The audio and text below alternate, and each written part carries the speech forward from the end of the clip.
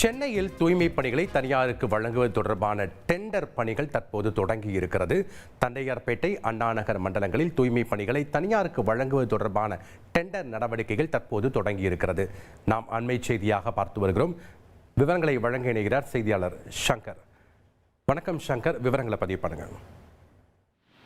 வணக்கம். சென்னை மாநகராட்சியில ராயபுரம், திருவிக நகர் மண்டலங்கள்ல தூய்மை பணிகளை தனியாருக்கு வழங்கியதற்கு எதிர்ப்பு தெரிவித்து உழைப்போர் உரிமை இயக்கம் தரப்புல தாக்கல் செய்யப்பட்ட மேல்முறையீட்டு வழக்கு நீதிபதிகள் MS ரமேஷ் மற்றும் R சக்திவேல் அடங்கிய அமர்வுல விசாரணைக்கு வந்தது. அப்போது சென்னை மாநகராட்சி தரப்புல பதில் மனு தாக்கல் செய்யப்பட்டது. அந்த பதில் மனுவில் தூய்மை பணிகளை சிறப்பாக மேற்கொள்ளக்கூடிய வகையில தான் இதை தனியாருக்கு வழங்குவது என்று ஒரு கொள்கை முடிவு எடுக்கப்பட்டிருக்கிறது.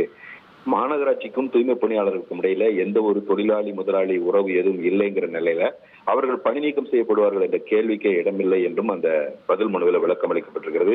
மாநகராட்சியில் இருக்கக்கூடிய மொத்தமுள்ள 15 மண்டலங்கள்ல 11 மண்டலங்கள்ல ஏற்கனவே தூய்மை பணிகள் தனியாருக்கு வழங்கப்பட்டு விட்டது.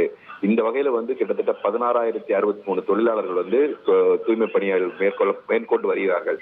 இந்த ஒப்பந்த நிறுவனங்கள் தொழிலாளர்களுடைய நலன்களை, சட்டப்பூர்வமான பலன்களையும் பாதுகாத்து வருகிறது என்றும் அந்த பதில் மனுவில் தெரிவிக்கப்பட்டிருக்கிறது. இது தவிர ராயபுரம், திருவிக நகர் மண்டலங்கள்ல 875 பேருக்கு நியமன உத்தரவுகள் வழங்கிய போதும் கூட 425 பேர் மட்டும்தான் பணியில் சேர்ந்திருக்கிறார்கள் என்றும் அந்த பதில் மனுவில் தெரிவிக்கப்பட்டிருக்கிறது. அடுத்த கட்டமாக தண்டையார்பேட்டை, அண்ணா நகர் மண்டலங்கள்ல இந்த தூய்மை பணிகளை தனியாருக்கு வழங்குவதற்கான டெண்டர் நடவடிக்கைகள் துவங்கப்பட்டிருக்கிறது என்றும் அந்த பதில் மனுவில் கூறப்பட்டிருக்கிறது. இந்த பதில் மனுவுக்கு விளக்கம் அளிக்க உழைப்போர் உரிமை இயக்கம் தரப்புல அவகாசம் கோரியதை ஏற்றுக்கொண்ட நீதிபதிகள் இந்த வழக்கினுடைய விசாரணையை டிசம்பர் 2ஆம் தேதிக்கு தள்ளி வைத்திருக்கிறார்கள்.